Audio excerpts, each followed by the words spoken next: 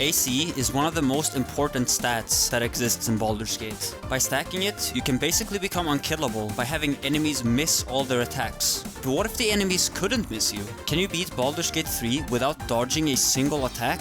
Let us find out, shall we? Before we begin, some quick rules for the challenge. Since this would be too easy to do normally, I will be doing the entire playthrough in honor mode with just one character. I will allow myself to have temporary allies as long as they do not appear below my portrait as a standalone second character. Equipping any armor is also fine, since every enemy is going to have a plus 99 to their attack roll, completely nullifying the point of AC anyways. With that out of the way, let us begin.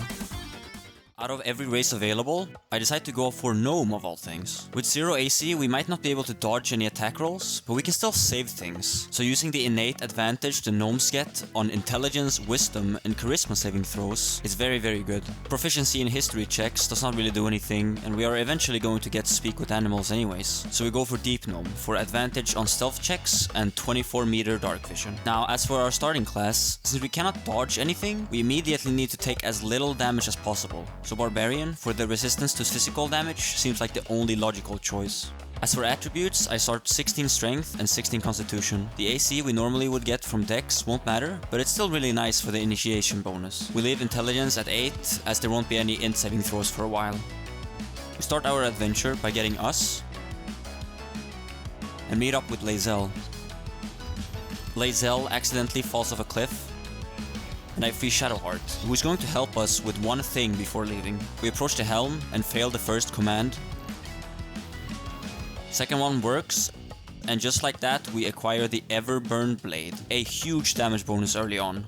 I walk over to the transponder.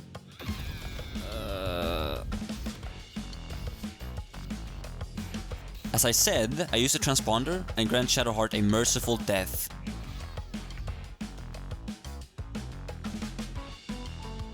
I ambush these intellect devourers and almost get one shot before getting level 2. Here we get the other reason why Barbarian is so insane. Since no enemy is going to miss us anyways, we might as well just reckless attack every single turn for the free advantage. We murder Asterion for some nice new drip, kill a Mind Flayer, and leave Gale to die. I get the free XP from these two raiders before approaching the grove. And whilst my allies here actually can miss, the enemies still cannot. I get a nice crit on this goblin boss, but this still does not save Rhaenyra or Will, who both perish. Thank you so much to everyone who has subscribed this past month. If you like my content and would like to see my upcoming videos, why not give it a go yourself? It's free and you can always just unsubscribe later. Sorry for the interruption, let's continue. Now that we made it to the grove, I quickly head over to Ethel. She sells 3 Elixir of Hill Giant Strength every single long rest. This means that we can easily push our strength all the way up to 21 as soon as we find withers. I grab this hidden amulet with lesser restoration, might come in handy later, and grab the parasite from the grove. I surprise this bugbear, and this is the first fight that's going to showcase just how sketchy this challenge actually gets. I start off by bleeding him, and he hits me back for a casual 14 damage. I low roll the next hit, and he hits me for another 14. Now granted, I did not rage here, because I am very greedy, but Jesus Christ, we need to get better defenses. Raphael shows up, and after shooing him away, we get this very nice amulet that will grant us free guidance whenever we need it. Really useful since our charisma is so low. I kill some goblins in a cave and get level 3. For now we're going to go with Berserker for Frenzy. Frenzy lets us attack or throw as a bonus action, kind of giving us a scuffed version of extra attack already. I talk to a mirror, find a friend called Shovel, and steal the Necromancy of Thay. By turning into a drow, we are free to completely walk past the goblins, both in the Blighted Village and in the goblin camp. We make sure to pick up the returning pike here and go back to get the Ring of Flinging. And no, don't worry, this won't be the 100th throw build you see. It's just like this for now, since there's nothing better available. We get the option of absorbing our parasites that we got from the grove and some owlbear people, and take favorable beginnings. Probably the best illithid power, and also Luck of the Far Realms. I ambush these gnolls and immediately get soul numbered, disabling the whole reason why I picked Berserker in the first place. We kill one and frighten the other with Shovel, who just barely gets away.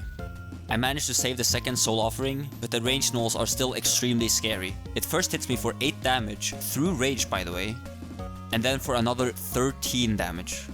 I crit miss my first attack, but get saved by a crit right after. Shovel kills the gnoll, and we just barely make it out alive yet again. Jesus Christ, I should be dead long ago. Cheesing these newborn gnolls, I accidentally get shovel killed. Rest in peace, bro, you did your part. I approach some paladins who tell me to go murder a devil. Of course I oblige, and after a very epic enemy battle, we come out victorious. I trade the head for his sword, and after completely blocking off the exit, I attack the trader outside. She fails a hold person and dies the turn after, whilst the others have to run around the long way. Anders can't really put up much of a fight without his sword, and the archer really isn't that scary either. We head over to the goblin camp and free Halsin. After killing the 2 children running to get help, this fight becomes a breeze, even with the 2 wargs let loose. Halsin just tanks everything for us, and I'm able to kill them all from a safe distance. This gives us level 4 and the choice of a feat. Here, we can pick a lot of things. Alert is very good just to be able to always act first and get our rage off. Heavy Armor Master would be ideal if we could actually wear it. And Savage Attacker is really strong just for the guaranteed bonus damage on basically every single attack. I, however, decide that Great Weapon Master is the way to go. It gives us a flat plus 10 damage on every single attack at the cost of -5 to rolls. But since we have advantage anyways, it doesn't affect us that badly. It also lets us hit using a bonus action anytime we crit or kill an enemy in a turn. Dealing with the goblin camp, I decide that the most thematic approach for a run like this would be bringing Halsin with me and straight up just walking in to murder everyone head on. We get to immediately see the strength of the plus 10 damage as I annihilate these poor goblins. Now it's time to deal with the goblin leaders, starting with Glut. I get a very nice cleave and tank 2 Ray of Sicknesses to the face. One goblin manages to get away and call for reinforcements. Halsin is still with us, continuing to tank almost all the damage for me. After chasing around this bowwoman and almost dying, I manage to end Glut, and Halsin takes care of the rest. Next up is Minthara. She does not have a whole horde of goblins protecting her, but she still hits extremely hard. Having Halsin by my side almost makes it trivial though, as he can tank more than 90 damage per fight. Minthara goes down, and we use the 2 parasites for ability drain. A very useful skill that removes 1 strength from every enemy we attack once per turn. Lastly, we approach Dror Ragslin, who starts off with a very normal 17 damage. With Halsin's help, we destroy a goblin, and I leave him to fend for himself. He tanks a lot, but is now all out of bear transformations, so sadly I have to leave him behind as he gets killed. By cutting backwards, I managed to take out Ragslin without him being able to fight back, and the rest follow suit. We almost die shooting this cage that somehow explodes mid-air. The explosions don't end there though, as whilst collecting all these bombs from the bomb room, I accidentally hit one of them. How in the actual fuck am I still alive? I persuade a troll that I'm supposed to be here, first try of course, and collect the Amulet of Misty Step. With that, we head into the Underdark, time an attack on this Minotaur to get its experience, and fail 2 rolls on Falar Aluv. I take the advice of this comment, thank you so much for commenting by the way, and shoot this petrified drow across this ravine. This triggers the fight, making me surprised. Because I was far enough away, it does not actually anger the spectator. I definitely don't almost die to some mushrooms, and make it to the mushroom colony. Here we save a dying gnome, and get the boots of speed she found. These give us click heals, a very good way of closing the distance to some enemies, and definitely the best option for us right now. By this point I have grown tired of almost dying, so it's time for some upgrades. We start by somehow succeeding a 20 check, and convincing these ogres in the Blighted Village to give me their war horn, letting me spawn them into any fight in Act 1 of my choice. It is respec time, and after changing my attributes to this for the Hill Giant Strength, I swap over to the Wildheart subclass, with Bearheart in mind. Bearheart changes our rage to not only make us resistant to physical damage, but all other damage too, apart from psychic damage. I save Ethel from some evil men. We do still want to make sure she's around to supply our giant drinking habits after all, and move over to the mountain pass, ignoring this massive warning sign. Approaching the monastery, I realized that using a fire sword against drunk people might not be the best idea. After the most intense kobold fight to date, and I mean it, almost died to these stupid lizardmen. We use Scratch to lure out the rest, and receive the most important level yet, level 5. Not only does it fix our serious lack of movement speed from being a gnome, but it also doubles our damage each turn, with extra attack. Another thing that helps us with our horrible movement is this haste helmet that I forgot to break out of the chest from the Blighted Village. What we are looking for is still ahead, so I continue on to the Kresh. By transforming into a Githyanki, we can completely skip the persuasion check here and just walk in. I show the artifact to this lady, and she orders us to go to the Inquisitor's chambers. That's just where I wanted to go anyways. The gift leader is not someone we can mess with yet, especially not with this insane legendary action of his. But as it turns out, we don't really have to. We can simply sneak past this dialogue zone by jumping to the side here and collect the weapon we were here for all along, the Skin Burster. Its passive gives us 2 Force Conduit charges anytime we do damage to an enemy. These stack up to a maximum of 7, reducing physical damage by 1 for each one remaining. This means that combined with our rage, we now simply cannot get damaged by physical attacks doing anything less than 15 damage. So something like this fight outside the Goblin camp gets completely trivial. I save a trapped dwarf for the gloves of uninhibited Kushigo. It's nothing great, but better than the trash we were currently using. Killing some guy called Philro and his hook horror friend. I see this very interesting looking rubbling pile. After approaching it, I get knocked down and cannot move at all. Huh. I don't really feel like resetting this entire playthrough, so I hit the off switch on my PC. Sure hope the footage after this does not get corrupted. Oh, look at that. Somehow we skipped the Dwergar fight next to the Mushroom Village. How weird. Anyways, we're in the Grimforge now. I convinced some wild beasts to go fight their masters, and we get to see the power of Force Conduit in full action. We cheese a few mimics, and Missy step over to the Splint mold. It's time for Flind. I immediately get paralyzed, but it's only for 1 turn, so it doesn't actually do anything. I get 2 lucky crits on Flind and save a soul offering. And after killing the Knollfang, we get to see an interaction that sometimes happens in this game when you have too much physical damage reduction. The enemies just simply pass their turn. I think it is because the AI doesn't see a point in hitting you if they can't actually do any damage, but I mean, it could be anything.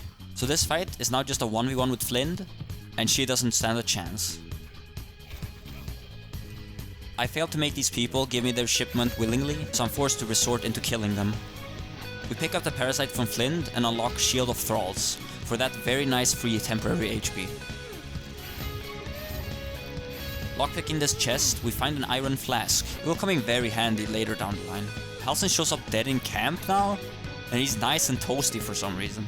I return to the grove and can't be bothered to do Kaga's quest, so I just murder her. For a really nice amulet. Every time we are healed, it gives our weapon a free 1d6 poison damage. Because I wasted so much time going to the creche, Joaquin's rest has already burned down, the door is not even here, and Floric is just dead on the top floor. So since I cannot get the XP from the normal quest, I resort to violence. I summon Scratch to walk into this shed, so I don't have to pass a check to not die, and after convincing their leader I mean no harm, I immediately attack them. She ensnares me, and this man crit misses a bottle. He must have gotten pretty mad about it, as he blows himself up alongside his 2 other friends. The Arcane Tower comes next. Just like you guys told me, I read this book on the 3rd floor before approaching Bernard. This lets me tell him about a passage from this book, and he simply gives me the light ring, letting me enter the basement. This only gives us the XP from Bernard himself though, and not his other friends around him, so fighting them is still a good idea. Bernard's legendary action isn't actually anything that scary. It just lets him shoot a tiny bit of lightning damage at us once per turn. Since he positions himself right over here, after talking, I start the fight by shoving him off using a Gust of Wind scroll, and quickly hit one of the animated armors to start the fight. The armors are actually very weak and can barely do any damage to me, even with no more than 3 Force Conduit charges. After 3 turns, Bernard finally manages to return up. His discharge aura makes all constructs next to him do an additional 3 to 8 lightning damage each turn, actually allowing them to damage me. But it has a duration of 3, and since he used it 2 turns ago, it's almost run out. I kill a construct, hit Bernard, who more so just helps me than harm me with his leaping static. Bernard's aura ends, stunning him, giving me 2 rounds to wail on him, resulting in him killing himself to Force Conduit the turn after. The final armors give me enough XP for level 6, allowing us to pick up the Stallion aspect. It will give us temporary HP equal to 2 times our Barbarian level anytime we dash. This also works outside of combat by going into turn-based mode. Another cool thing that this lets us do is summon Scratch and use Volatile Shield on him for a portable AoE stun. There's also Stool here that I destroy, which drops a weapon that sets the strength of the character using it to 19. Not useful for us this run, but very good on certain characters. Time to murder some spiders. After chasing this one around for 6 turns straight, I get to go after the Spider Matriarch. Her legendary action allows her to entomb an enemy in a glob of web that stuns them and ends by doing an insane 8 to 80 poison damage. She can cast this once per turn anytime another spider is attacked, so we can't go for her offspring at all anytime she's in line of sight. I start by prep shooting these webs so they will go down to a single arrow, and begin the fight by making her fall. She falls below half health during her first turn, which might have been a mistake, as she gets to use Spider Queen's Wrath immediately, granting her another attack, 2 bonus strength, and resistance to all physical damage. I kill one of the smaller spiders, as it's far enough away to not trigger the legendary action. The Matriarch deals 18 damage to us, but loves standing on these webs for some reason.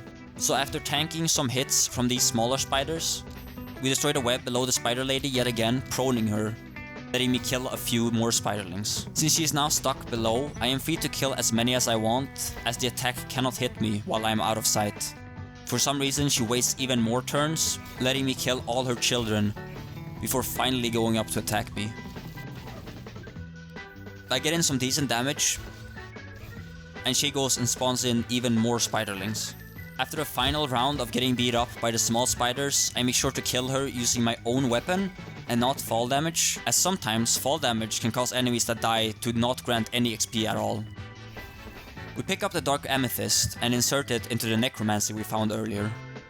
By reading it, we get a permanent buff to all our ability checks and wisdom saving throws. It doesn't really matter if you fail the saving throws or not, as you can always just remove the curse with, well, remove curse. Bullet bullies me a bit, and I fail a roll forcing me to kill some cultists. They yet again just cannot damage me at all. Man, does stacking damage reduction feel good. Bullet returns and starts some beef with these Minotaurs, which is absolutely perfect. The Minotaur charges nothing, and Bullet is about as useful as per usual. Embarrassed, he leaves us alone, and this fight turns into a head-on punch battle to the death. I somehow crit miss this Minotaur with advantage, that's a 1 in 400 by the way, before finishing them off. The Spectator is next. I get in 3 really nice hits and save a Fear Ray. After just saving one more Drow, the Spectator kills himself on opportunity attacks, and the Drow, who aren't satisfied with me freeing them, follow him. Bullet shows up yet again, and I get to use the cool Scratch tech for the first time. On his corpse we find the Blood Guzzler's Garb, giving us a stack of Wrath every single time we take damage. Sometimes this bugs out and doesn't give us one, but is still really strong, as it gives us up to 7 damage to weapon attacks. Returning to Umilum, we buy a Psychic Resistance potion for when we have to tackle the Gith Crash eventually. Now we get to take care of Nier. I start the fight with the Dwergar before freeing him. And after killing the Mind Masters and this mage, the rest just do physical damage, easily negated by all our defenses. I get to use this very cool trick that one of you told me about, that lets me find invisible people by pinging their portraits to finish off the fight. We blow up the rock and let Nier out. His legendary action lets him cast Psionic Visage, giving him immunity to physical damage for 3 attacks every turn, and causing them to detonate for psychic damage every time he is attacked. The thing about these though is that they only last for a single turn, so we can just hit him once and then pass.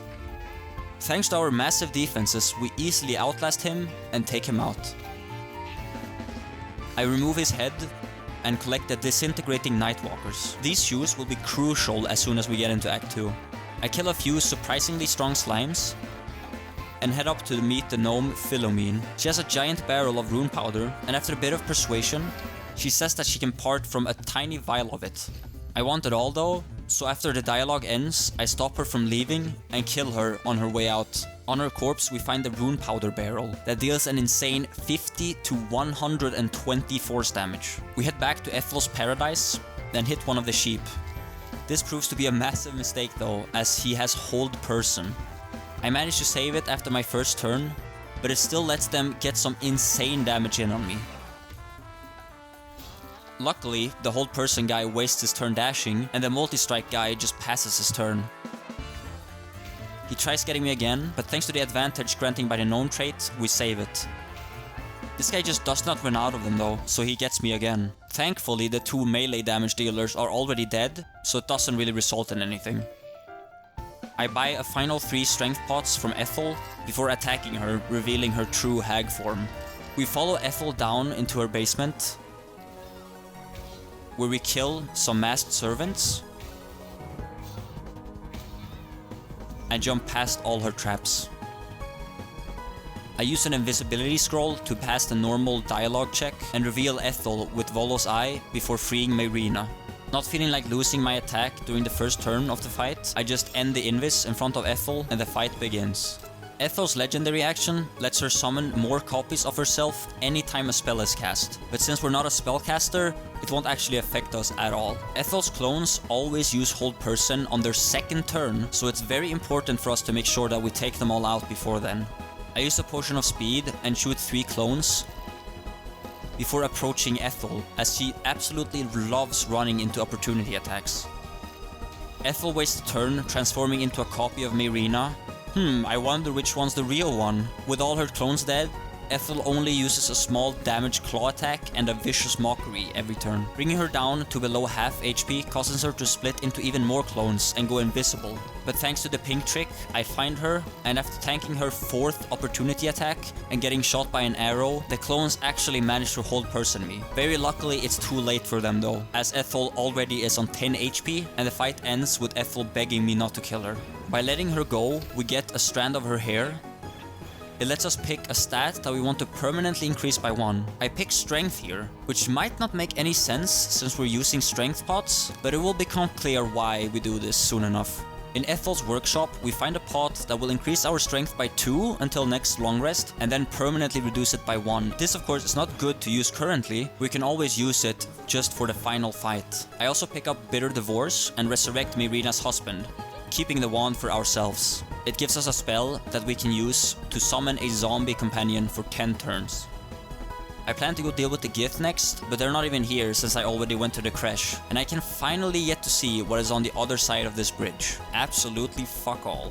We head back to poor dead Asterion and resurrect him since we will be needing him for something later on. Last thing left now is Grim.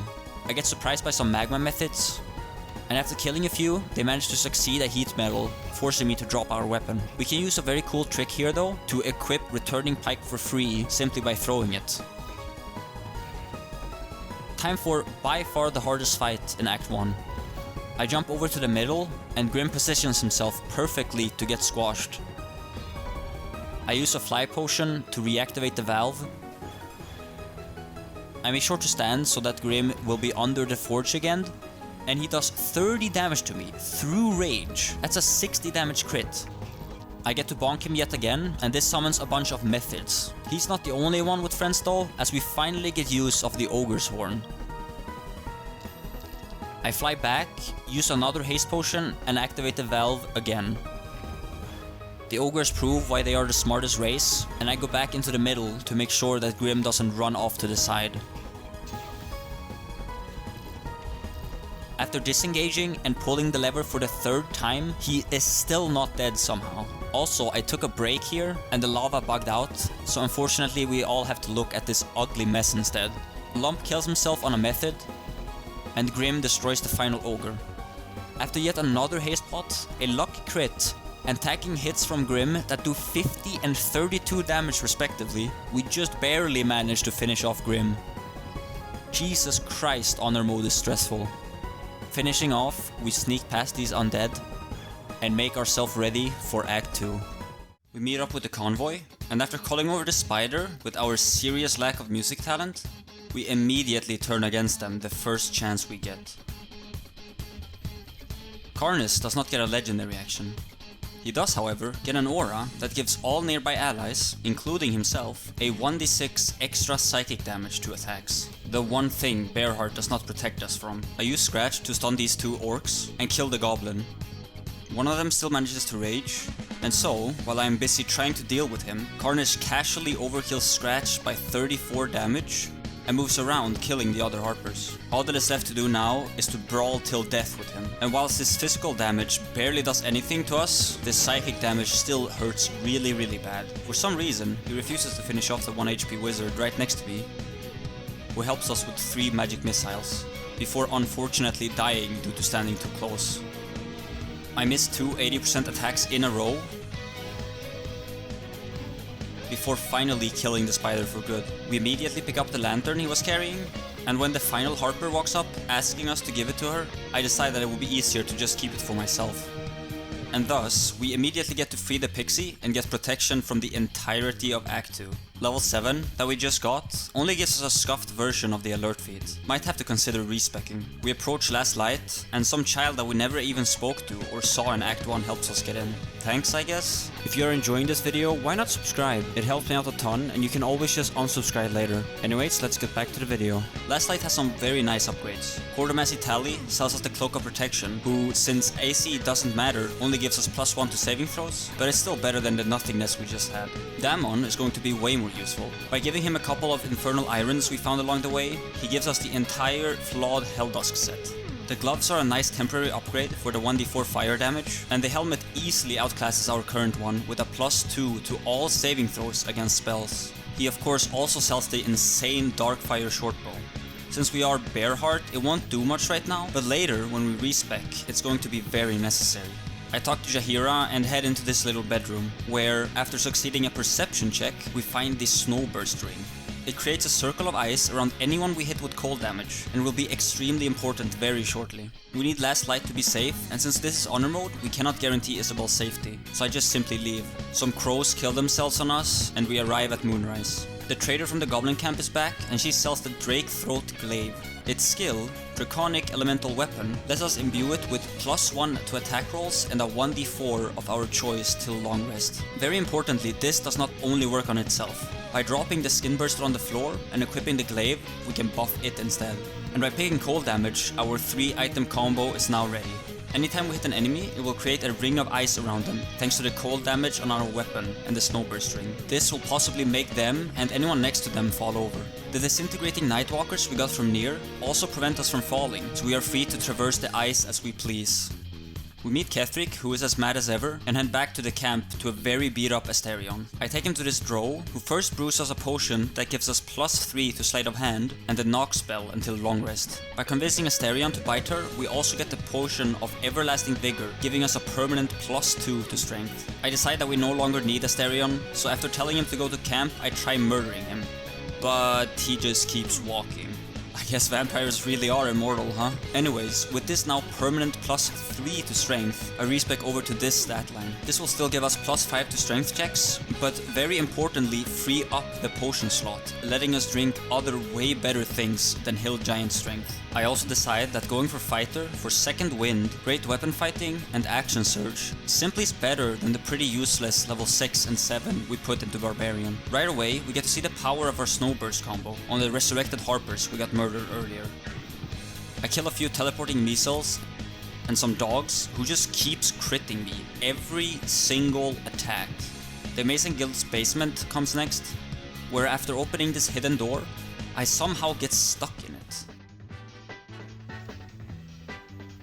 I head onwards, kill a few wraiths and shadows, and open this chest for the Helmet of Arcane Equity. This is the final piece of the puzzle. It will give us 2 stacks of Arcane Equity anytime we hit an enemy with our weapon. These charges give us +1 to spell difficulty class for each remaining turn, increasing the difficulty of falling on our ice by the same amount. This means that we easily can get the difficulty class as high as 20, basically permanently proning most melee enemies. To showcase this, I head back all the way to the Owlbear Cave in Act 1.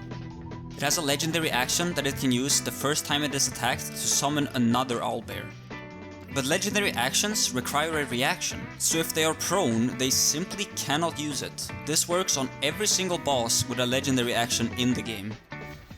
I kill the owlbears and pick up the Oakfather's Embrace from the skeleton here. It makes any undead that hit us take a 1d6 radiant damage, and it just so happens that the entirety of Act 2 are undead. I go back and speak to Zarel, and head into Balthazar's chambers. We find the derivation cloak here and kill Kethra's dog to not have to deal with him on the roof later.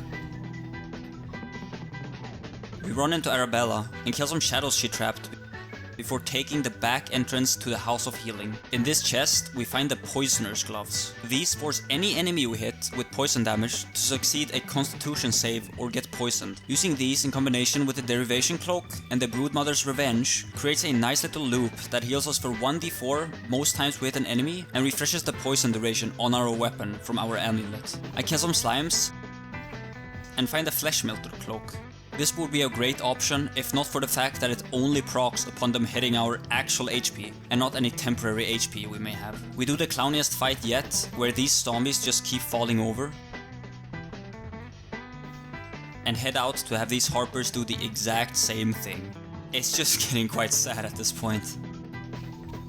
We head over to Withers and temporarily change into Bard by barely passing these checks. We get Malus Thorm to not only kill his sisters, but himself as well. I swap over to my sleight of hand gear and approach the waning moon. Fizzbolt is here, and after drinking the elixir we got from the drow, we managed to also pass the sleight of hand and performance checks here. It's time for the Gauntlet of Shar. I make sure to remove my body armor so as to not die to the Justicar's Radiant Retort. Force Conduit makes us completely invulnerable to anything they can do, and after a while we reach level 8. We pick up the Wolverine aspect here, which will maim any target we hit that is poisoned. Maim sets the enemy's move speed to 0, so in combination with the prone from our ice ring, it more or less stuns the target. I cast the Invis Scroll to sneak past Balthazar's soldiers and use the knock we temporarily have access to from the known potion to open this door. This lets me get into Balthazar's chambers early, merging the combat with him. I hit Flesh a few times to turn the temporary allies against me, so I get the XP when they die. And after over 13 straight minutes of combat, Balthazar finally perishes. Still, I am completely untouchable, so now I just have to clean up the remaining Justiciar. It only takes another 15 minutes. The knock we got from the potion refreshes after a short rest, also letting me open this 30 difficulty door into the vault, where we get to collect the Callous Glow Ring. I cheese Char's self-same trial by going naked, and the other two simply by misty stepping past them both.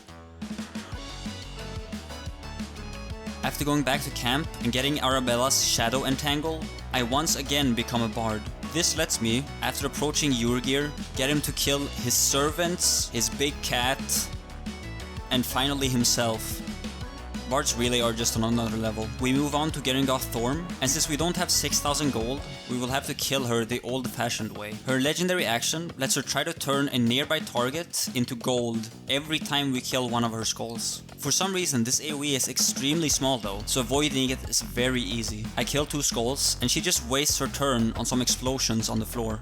After tanking some very minor necrotic damage from the skulls, we delete another 3, and the gold goblin falls on the ice whilst trying to reach us. Another Thorm down. Now it's finally time to kill the Githcresh. I drink the potion of psychic resistance we bought from Umelum a while back and initiate a fight in the hatchery. With our very low initiative, we don't go first and get our ass absolutely handed to us by a Thunderwave and a bow shot, before thankfully getting rage off. After that, they cannot really touch us and die in just a couple of turns. I enter the infirmary and fail a whole bunch of advantage saving throws, missing our opportunity to get the awakened buff. I take out my anger on this scientist and walk around killing a bunch of other Giths, including this trader who drops the 18 dexterity gloves for us. Now, I'm not gonna lie to you, whilst going in after the Blood of the Thunder, I fail a check on this trap, which I didn't even need to interact with in the first place, and fall off the edge. And even if I wouldn't have fallen off here, I completely forgot that this Gith captain has fear, and so I perish here anyways. So sadly, dishonor mode it is. Was just a matter of time after how many times I survived on barely any HP anyways. We continue on to grab the Blood of the Lathander, but instead of asserting the crest, I decide that I have had enough of the Gith's shit and just grab the mace. This causes the self-destruct trap to trigger. And so, after escaping the monastery, We watch on as the Kresh goes down with a bang. I return to the Gauntlet of Shar and free Night Song before facing down with Zarel. Jaheira manages to create a giant ice surface before dying, proning most of the melee enemies. Zarel is busy black-holing the Harpers over and over, and the ranged enemies can barely hurt me at all, so we really just gotta worry about the adepts. After a few more rounds of falling over, I get to kill Zarel and finish up the remaining acolytes for another level up. We kill the Necromites guarding the roof and approach Ketheric. Ketheric has an aura called Legion of Bones that spawns an incubating skeleton anytime something dies close to him, so you have to make sure that we also can destroy it after killing anything. Ketheric and Night Songs trade smites with each other before Ketheric yoinks them both away. The remaining Necromites bully me a bit, and I barely manage to survive this fight. This makes it clear to me that I won't be able to beat Merkel with this build, so it's finally time for a complete makeover. Level 1 goes into Warlock, and the Great Old One for Mortal Reminder, where we get to pick up the absolute build-defining Armor of Agathis, just like this absolute unit of a commenter suggested. Even though we start as Warlock, we go for 16 Intelligence, as Wizard will be our main class. At level 2, we pick up the extremely important Armor of Shadows, letting us cast the Abjuration spell Mage Armor as many times as we like without expending a spell slot. I also grabbed Devil's Sight. Level 3 goes into Cleric and the Tempest domain subclass, giving us proficiency in heavy armor, access to create water, and lets us use a reaction for Wrath of the Storm, a 2 to 16 damage lightning attack on anyone that attacks us. Level 4 and onwards all go into Wizard. I make sure to take Run, Jump, and Fall, and at level 5 go for the Abjuration subclass for Arcane Ward. Arcane Ward will block damage equal to its charges and then reduce itself by 1. These charges can be recharged by casting Abjuration spells and go up to double our Wizard level, which currently will be 12. Since we are now going to be wearing heavy armor, the Heavy Armor Master feat is extremely good, reducing all incoming physical damage by 3. This will of course stack with the 2 damage reduction from the Adamantine Splint armor we made all the way back in the Grimforge. Currently we lack a good way of regaining our Arcane Ward charges in combat, but level 8 fixes this. Here we get both Counterspell, letting us block most spells, and our main and only real Abjuration damaging spell, Glyph of Warding. I also pick up Haste at level 9. So how does this work? Armor of Agathis and the chill version of Fire Shield damages enemies every single time we get hit. Right now we only have level 4 spell slots, so it will be 20 from the armor and 2 to 16 from the Fire Shield. Since these both do cold damage, they can easily be scaled by wetting the enemy first, dealing damage up to 72. Callous Glow also procs on this damage. I mean, it's the glow ring after all, it literally works on everything. This results in us being able to do an absurd amount of damage to enemies by just running around, willingly walking into their opportunity attacks. We are not high enough Wizard level to get Fire Shield yet, but Zarel's shield, that not only reduces all damage received from spells by 1 due to us being branded, also has Fire Shield Chill on it. The final thing to figure out is how we are supposed to reach max stacks on our Arcane Ward to begin with. Arcane Ward increases by 1 for each level of an Abjuration spell we cast, meaning that something like Blade Ward wouldn't do anything since it's a cantrip and doesn't have a level. The Warlock's Armor of Shadows fixes everything. By unequipping our armor, we can cast Mage Armor, giving us 1 Arcane Ward. Then, by simply equipping any armor and removing it, we can repeat this over and over and over again until we have max stacks. Earlier, when I went back to buy another set of Psychic Potions from Umelum, I also picked up the Creation's Echo, which will be our weapon of choice for the moment. We try out our new insane build on this Mimic that basically kills itself before I even get a turn, and get the Spine Shudder Amulet, a pretty useful trinket that we will use for the moment in order to inflict reverberation. With all this done, we are finally ready to charge after Ketheric. There is no turning back now. A few Intellect Devourers kill themselves, and I find Sevlor, who is just pretending to sleep. We free him and kill a few Mind Flayers before taking out a whole heap of zombies. I use the 1 free long rest we get here before solving a puzzle and freeing this gift soul for the completely useless mind barrier, since we already had advantage on int saving throws. It's time for the final showdown with Ketheric, But instead of approaching normally, I throw an Invis pot on me and Scratch. I move Scratch over to the Night Song and position myself next to these Necromites, starting the fight with a Thunder Wave. As soon as combat begins, I use Scratch to free the Night Song. I finish off the Necromites. Dame wastes all her smites on a few Intellect Devourers, and the Mind Flayer succeeds in dominating her, but gets his concentration broken immediately by Psionic Backlash. I finish off the final Intellect Devourer, with Dame and Ketheric beginning their 1v1 once more. The Mind Flayer is clearly not happy about me ruining his plans, and goes straight to me, easily dying to our shield. Night Song gets absolutely annihilated, and my haste pot runs out. Luckily, Scratch is there to sacrifice himself in order to stun Ketheric. We drink another haste pot, wet Ketheric, and finish him off with a Glyph of Warding and a self-imposed opportunity attack. Time for Merkel and the real fight. I use Fire Shield and wet him, and after a few Glyphs of Warding and walking into 3 opportunity attacks, I finally get use of the massive explosives we got from the gnome in Act 1, as we blow up Merkel and finish him off with a fireball. Successfully completing Act 2. Act 3 awaits. We kick things off by getting assaulted by the Absolute, and find that the Emperor is being invaded by some Gith.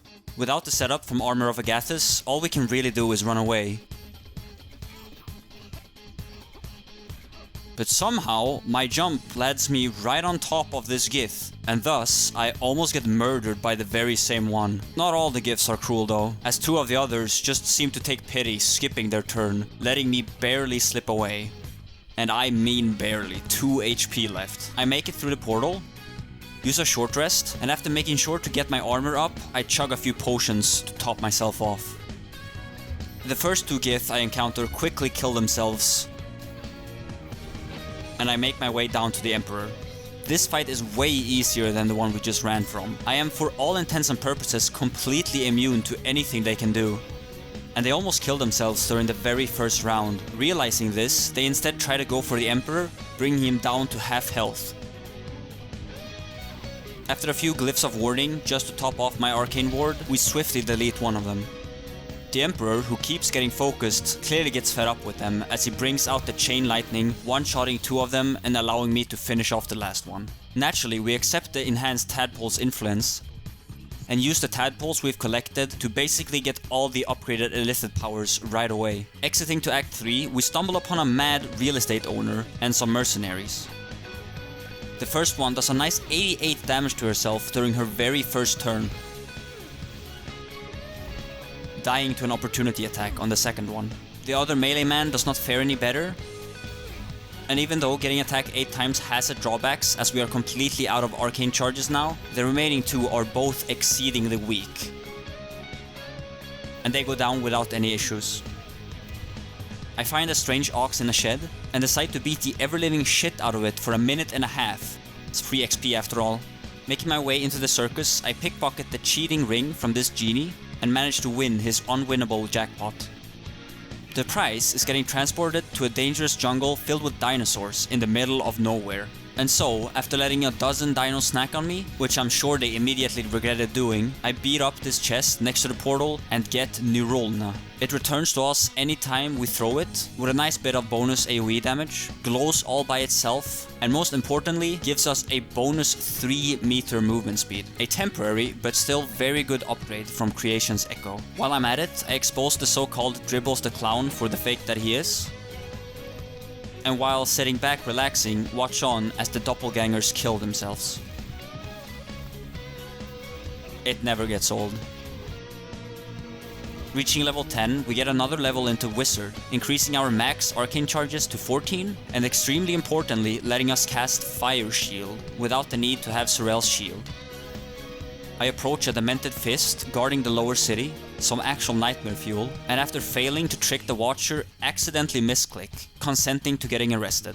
I mean, to be honest, I would have arrested me too. Just look at that. Hey, editing Bouch here. Just popping in quickly to say that we have reached 26,000 1,000 subs. That's a mind-boggling number. I really appreciate all the supports on these videos, and if you're enjoying this one, why not also hit the subscribe button? It's right there, and you can always just unsubscribe later. Anyways, back to the video.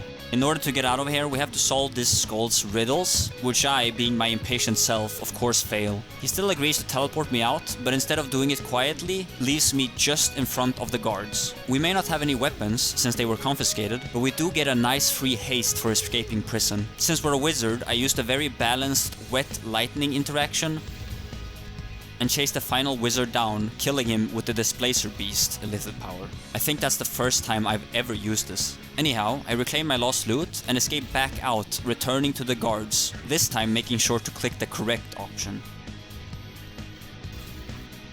This fist attacks me once, and then realizing his mistake, tries to stop himself mid-attack. Yeah, sorry man, that's not how this works. The only one able to actually hurt me here is the Steel Watcher, who quite easily breaks through our armor.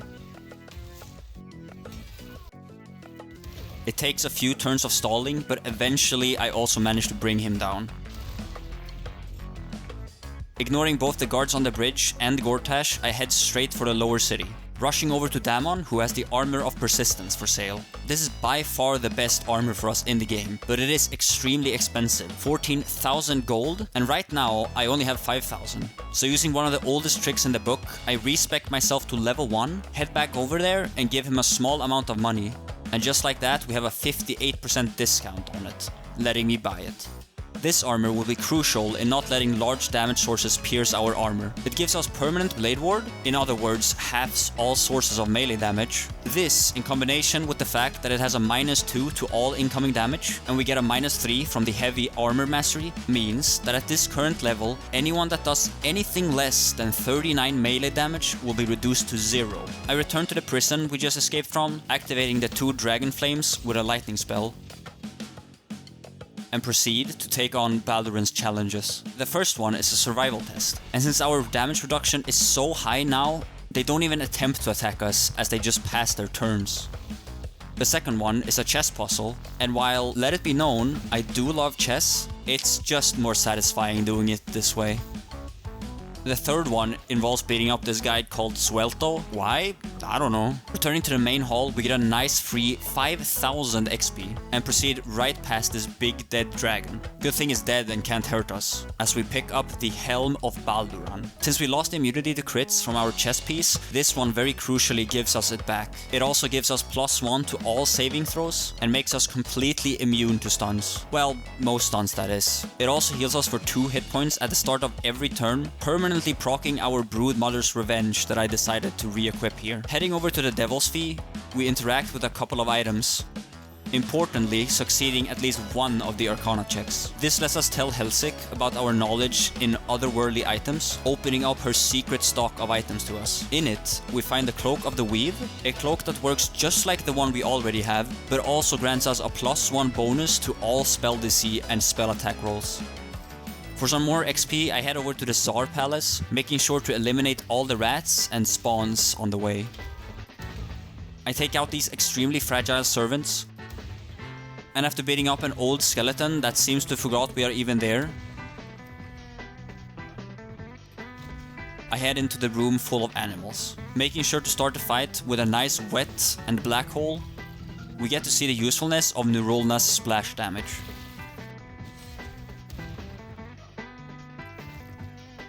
From Cazador's dungeon, we take the back way out to the sewers, where we encounter this little child that came running up to us at the start of Act 3. Of course, it's not really the child, but Orin. I have no real interest in saving some child I spoke to one time, but Orin does offer me a fight to the death if I take out Gortash, which sounds perfect. Managing to convince some Grease wizard that he shouldn't attack us, we reach level 11, and thereby get level 8 in Wizard. We now have 16 arcane charges, and also get access to another feat. Whilst we could put it into something like mobility for the extra movement, I decided to instead go for the very reliable Warcaster. It gives us advantage on all of our saving throws, making it way easier to maintain our haste and hex. It also lets us cast Shocking Grasp on any target moving out of melee range, which, if they're already wet, can do up to 48 damage. I also grabbed Conjure Minor Elemental here. Heading back to the lower city, it's time to start the pursuit for our final weapon. We begin by speaking to this very troubled mother who says that her child is missing. Heading over to this house here, we learn that it's Ethel. And after saving Myrina from the voodoo doll, we get ambushed by a bunch of crabs and one of Ethel's underlings. This fight is very annoying for the simple reason that the crab's melee attacks just are not treated as such for some reason, and therefore does not reflect any damage to them. Jatlo is not as lucky, and he dies almost right away. I throw my weapon to splash damage on all the crabs and somehow manage to hit Myrina on the top floor, instantly killing her. And after some very nice assistance from Adriel, can't do anything but watch as she dies. Luckily for us, none of these people actually matter. All we were really here for is this safe on the wall. It contains the tear-stained journal, giving us the Hag's Bane recipe, and also contains the necessary ingredients to craft it. I stop by at Loroakan to grab a few scrolls of invulnerability, very crucial later, and continuing over to the Blushed Mermaid, we find this captain that, very unfortunately for her, is already ability drained, sort of ruining the surprise that it's Ethel. She escapes, and after murdering her band of short-bearded men, in which I accidentally murder a civilian, causing the flaming fists in the bar to join in, still somehow on my side. I guess they don't mind murder as long as it's done to a drunk man. I follow Ethel down into the basement. Here we find the real captain and her crew possessed by Ethel's masks.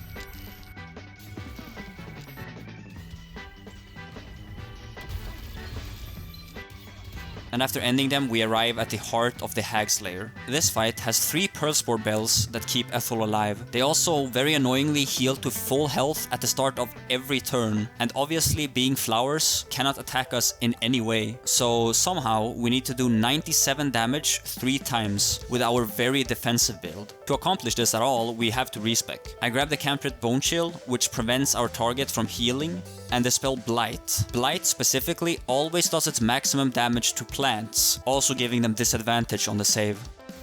And so with that quick respec, I start the fight by hasting myself and blighting one of the flowers. This is going to be a battle of attrition. We need to destroy all 3 flowers whilst dealing with all of Ethel's clones. Having Scratch and the ice methods here help us soak up a lot of the damage, and we can easily kill one of them with Psionic Backlash every single turn. Taking out the mushrooms, Ethel's clones focus all their attention on our summons, just as planned.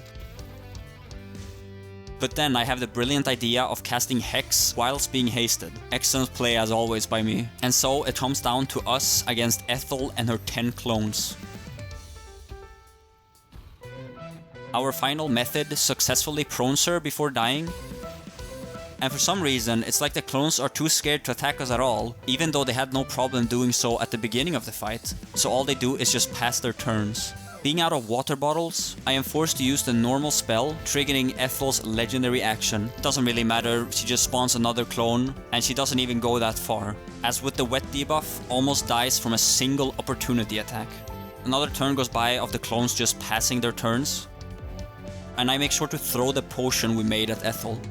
This makes her violently puke up the mother's trapped child, and after cursing at us, saying that she's going to paint the wall with our guts or something, I let her try, and she just simply implodes. The child runs off, and we pursue her to her house, where we get rewarded with the duelist's prerogative. This sword is insane. While wielded without anything in the offhand, it lets us crit on 19 rolls and gives us an additional reaction, letting us use opportunity attacks, Wrath of the Storm, or even counterspell an extra time per turn. The sword also has Challenge to Duel, a spell that normally would be amazing, granting all attacks against anyone but us disadvantage. But since this is a lone wolf playthrough, it's not as important. But if you want to try this build with a whole party, then by all means use it. On top of all these things, it also lets us attack using a bonus action every turn, simultaneously being able to spend our reactions, if we don't need them for anything else, to deal an extra 4 necrotic damage on every attack. What a crazy weapon. I return to the circus and buy a statue from this Bonnie guy. The statue will give the person it depicts a free permanent bless effect every single long rest. Having already made the pact with Orin, I pretend to agree to help Gortash, and before attacking him, go to deal with his army of Steel Watchers. Approaching the factory, I slowly deal with the ones outside, who, again, just don't attack me. I guess damage reduction just breaks some of the fights in this game. Entering the foundry, I kill the guards holding the Gondians captive. making sure to disable the self-destruct apparatuses they drop.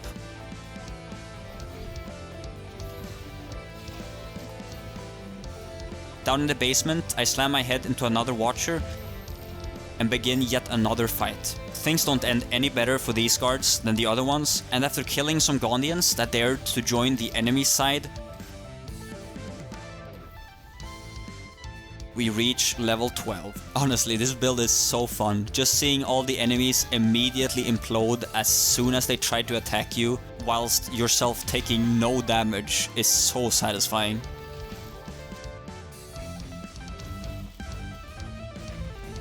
With level 12, we can finally respec into the final iteration of this build. Instead of going for Warlock, we can now start as Sorcerer.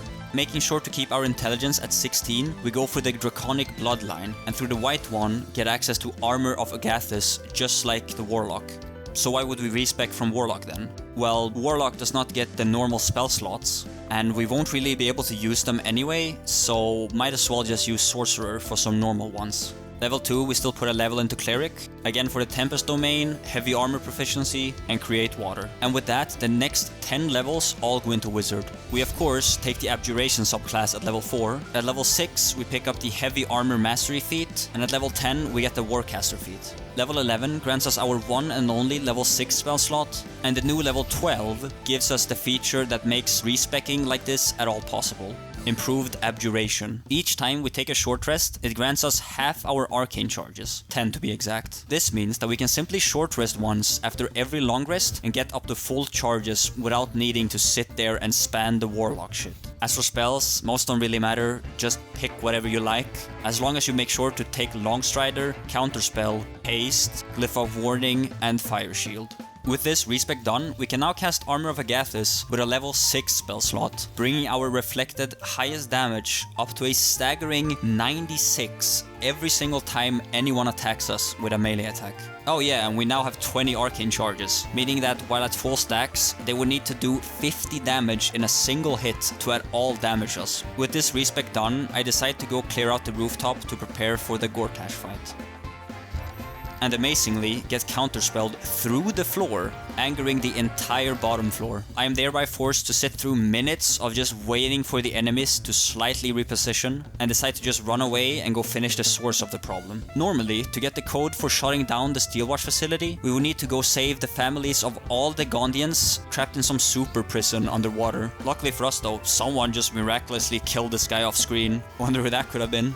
Anyways, he willingly gives us the code, and we proceed on to take on the final Steelwatch boss, the Hellfire Titan. After getting my shield and the web effect going, we do a nice 170 damage to the Titan on our first turn.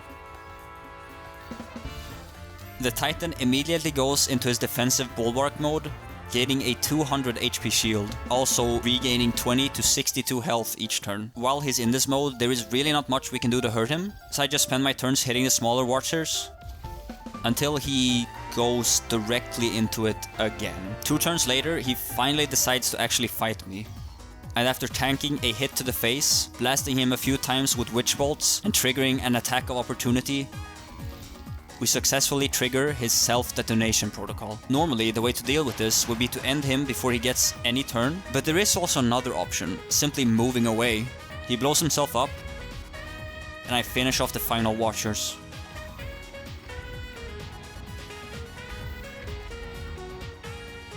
And so, inputting the code, we blow up the Watcher factory once and for all. With Gortash's army significantly weakened, it is now time to deal with the man himself. I quickly make sure to respec and grab Remove Curse, as it is basically mandatory for the oncoming fight. Returning to the rooftop, I find that they're still just in the same spot, so getting into combat with Raven Guard, I make sure to close the door for a simple, quick 1v1.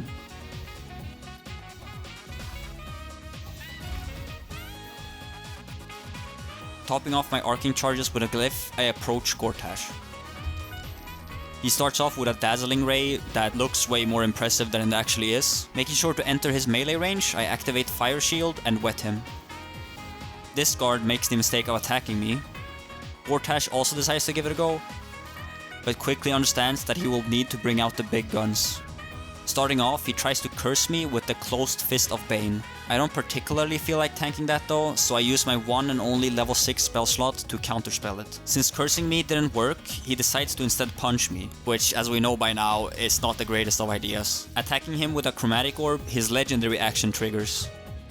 This puts a curse on me that at the end of 2 turns will do a massive 20 to 200 force damage to me, most likely instantly killing me. And this is the exact reason why we brought Remove Curse. Gortash once again fails to curse me, and clearly desperate now, tries to flee. And so after a ward and a hit, we finish him off with a psionic backlash as he tries to curse us once more. Collecting his Netherstone, it's time to deal with Orin, but to do that we first need to take care of Sarevok. Honestly, this fight is just really sad. My defenses are so high at this point that Sarevok won't even attempt to attack me unless I specifically trigger either his legendary action or an attack of opportunity.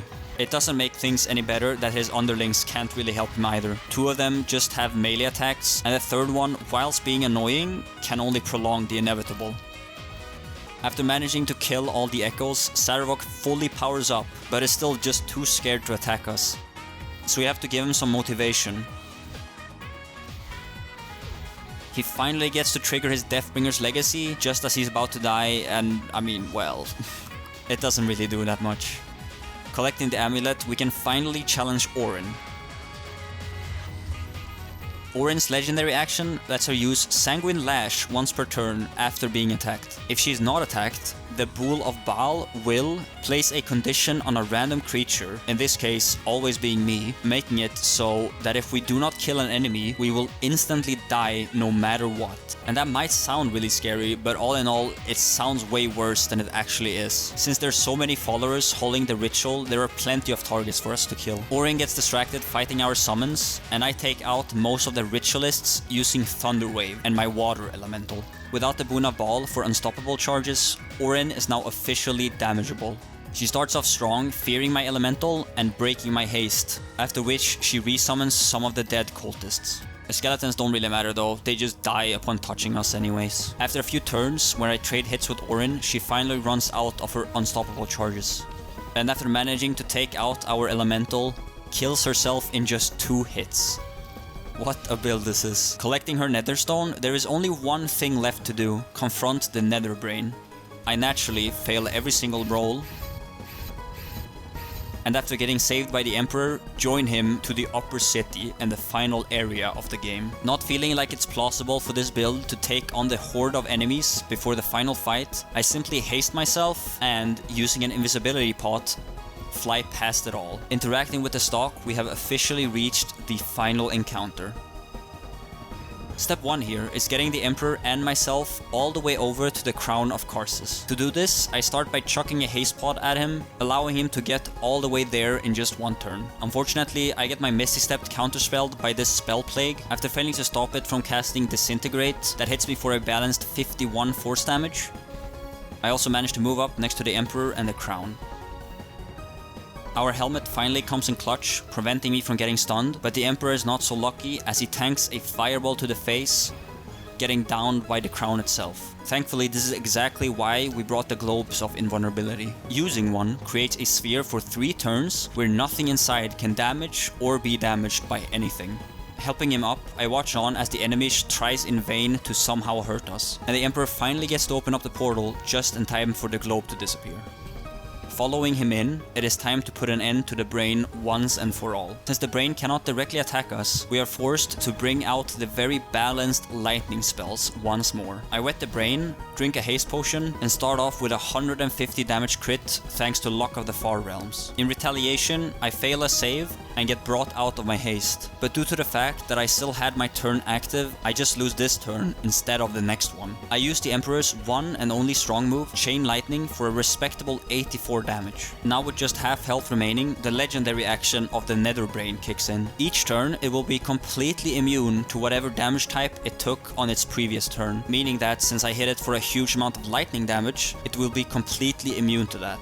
Great news for us though is that the wet effect does not only affect lightning damage, but cold damage as well. So I used the cold version of Chromatic Orb, getting a lucky crit, and managed to finish off the brain on the very next turn using my final haste potion and 2 witch bolts.